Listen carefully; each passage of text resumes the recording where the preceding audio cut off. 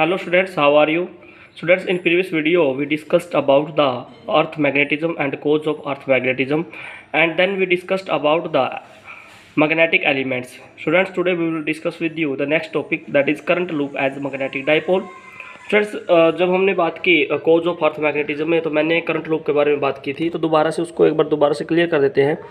कहते हैं कि when current is pass through a circular loop, मान लीजिए कोई आपके पास बेटा सर्कुलर लूप है, let's say this is your circular loop, okay, और if you pass through current, if you pass current through this, if you pass current through this, okay, then it will act as magnetic dipole. तो इसका मतलब ये किसकी तरह behave करेगी बेटा? Magnetic dipole की तरह बिहेव करेगी। Its one face will act as south pole and another face will act as north pole. तो एक फेस आपका साउथ पोल की तरह बिहेव करेगा और एक उसका नॉर्थ पोल की तरह बिहेव करेगा। और अगर कोई मैग्नेटिक डाइपोल है तो बेटा उसके पास उसका क्या होगा? मैग्नेटिक डाइपोल मोमेंट भी होगा। तो इसका जो मैग्नेटिक डाइपोल मोमेंट है, जो मैग्नेटिक डाइपोल मोमेंट है बेटा कैपिटल एम, वो किस किस पे डिपेंड करता है? It depends upon the current. It mean जितना ज़्यादा इस लूप में आप करंट पास करते हो उतना ज़्यादा क्या डेवलप होगा भाई? मैग्नेटिक डाइपोल मोमेंट डेवलप होगा।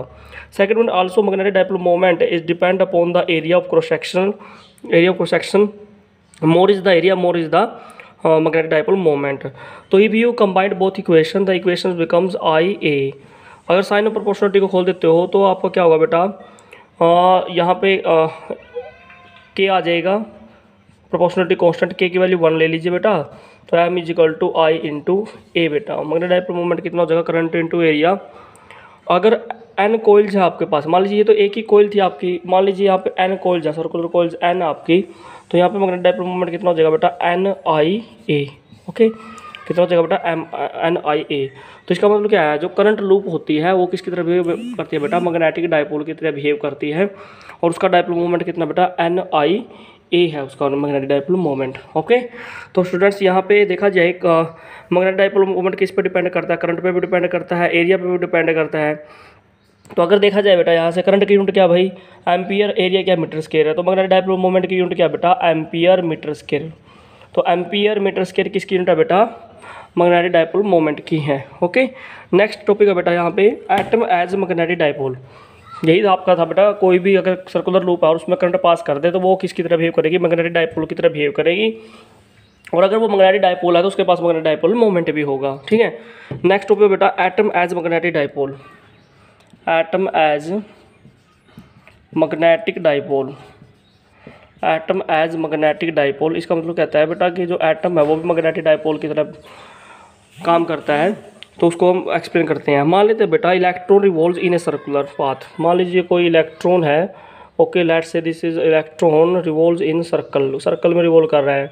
तो an electron revolves in circular या सर्कल, लेट्स से अगर आप बात करते हैं बेटा करंट, मान लीजिए अगर ऐसे पास कर रहा है इसमें, तो इलेक्ट्रॉन्स ऐसे आ रहा है इसमें। ठीक है, तो electron as electron revolve in circle it will form current loop. Obviously बात है बेटा, जब इलेक्ट्रॉन सर्कल में रिवॉल्व करेगा तो वो क्या बनाएगा बेटा? करंट लूप बनाएगा। ठीक है, it will act as magnetic dipole. किसकी तरह एक्ट करेगा बेटा? ये मैग्नेटिक डाइपोल की तरह काम करेगा। एक पोल इसका साउथ बन जाएगा, एक इसका नॉर्थ पोल बन जाएगा।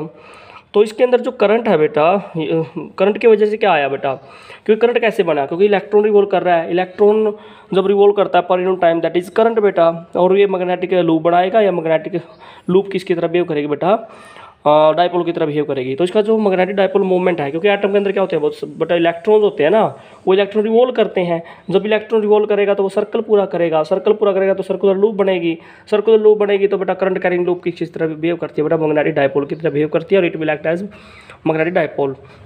तो इसका बेटा जो मैग्नेटिक डाइपोल मोमेंट है वो किस किस पे डिपेंड करता है? अभी मैंने बताया था, वो होता है बेटा एन आई ए।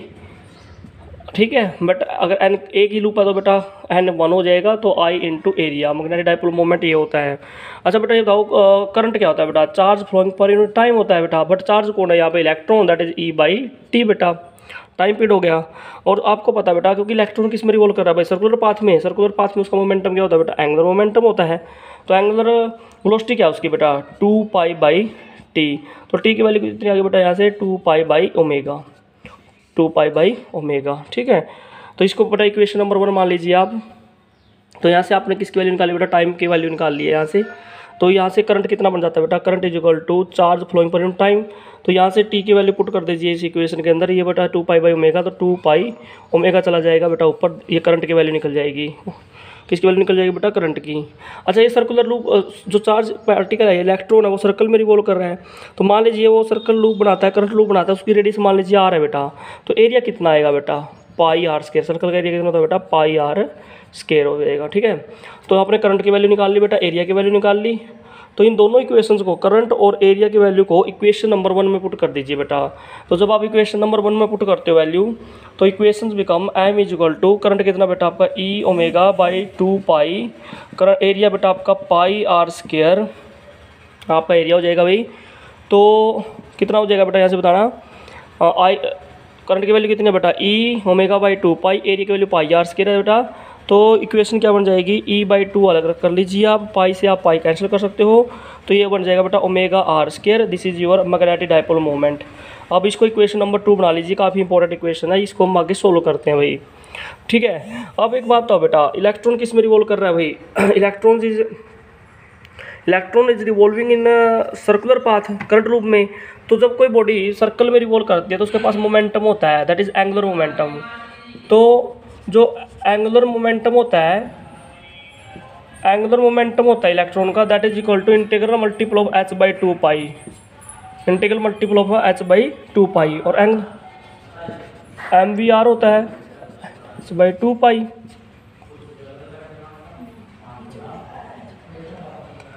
तो जो एंगुलर मोमेंटम होता है भाई, जो एंगुलर मोमेंटम होता है that is equal to integral multiple of h/2π। तो बेटा यहाँ से अगर अब बात करें तो यहाँ से बेटा क्या होगा, m is equal to n/2π, n की वैल्यू बेटा 1 2 3 4 100 होती हैं। तो यहाँ से बेटा अगर बात करें तो mv कितना होता है बेटा, r⍵ होता है, that is equal to r n h/2π हो जाएगा बेटा। ठीक है, तो यहाँ से m एज इट इज हो जाएगा, या यू कैन से दैट, यहाँ से बेटा m से integral multiple of h/2π, v is equal to क्या पुट कर दिया, r⍵ पुट कर दिया बेटा हमने। तो ω/r² की वैल्यू कितनी हो जाएगी, ω × r², that is equal to n/2πm। तो ये हो जाएगी भाई ω/r² की वैल्यू, ω/r² की वैल्यू क्या है, इंटीग्रल मल्टीपल ऑफ h/2π, ये आप ω² की वैल्यू आ जाएगी। इस वैल्यू को आप पुट कर दीजिए यहाँ पे, इस वैल्यू को यहाँ पे पुट कर दीजिए, तो m की वैल्यू कितनी आ जाएगी बेटा, capital M is equal to e/2 into ω/r² की वैल्यू कितनी है बेटा, n/2πm हो जाएगा बेटा। ठीक है, तो ये हो जाएगा आपका मैग्नेटिक डाइपोल मोमेंट आ जाएगा बेटा। ठीक है, तो M is equal to, capital M is equal to n time EH/4πm। ठीक है बेटा, एंड इंटीग्रल टू EH/4πm, और इसको ये जो टर्म है इसको मान लेते हैं हम, ये टर्म क्या बेटा, EH/4πm किसके इक्वल है बेटा, that is equal to Bohr magnetron. किसके इक्वल है बेटा, ये बोहर्स मैग्नेट्रॉन। तो इसको लिख लीजिए बेटा बोहर्स मैग्नेट्रॉन, बोहर्स मैग्नेट्रॉन है ये वैल्यू। ठीक है, तो EH/4πm इसको क्या बोलते हैं बेटा, बोहर्स मैग्नेट्रॉन बोलते हैं, इंटीग्रल मल्टीपल ऑफ EH/4πm। तो m is equal to n time of Bohr's magnetron.